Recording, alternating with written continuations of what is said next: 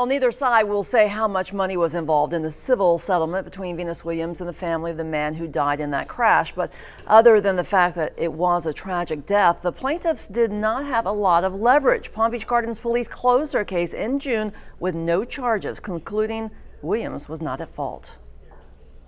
Surveillance video was the key to proving Venus Williams wasn't to blame for this June 2017 crash, even though the car that slammed into her had a green light and she was stopped in their right-of-way.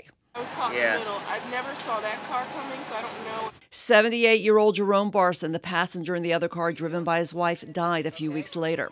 Originally, police said Williams appeared to be at fault for stopping in the middle of the intersection as she attempted to cross North Lake Boulevard. What seems to have happened is, from the time that you entered North Lake Boulevard and stopped, the westbound light changed to green. And that car was westbound in the right lane, and he had a green light.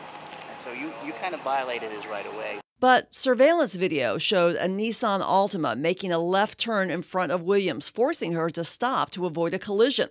According to police, the driver of that car turning in front of Williams was the one who was wrong. Florida law stating vehicular traffic, including vehicles turning right or left, shall yield the right-of-way to other vehicles.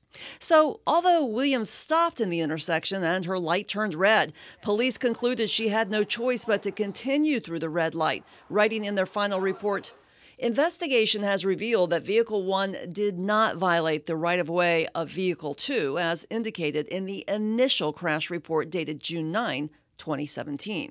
It's one of those situations where you had the right-of-way, but you kind of lost the right-of-way. Because so in a situation like that, what do you do? Because you can't back up. Exactly. You just got stuck in a bad situation there.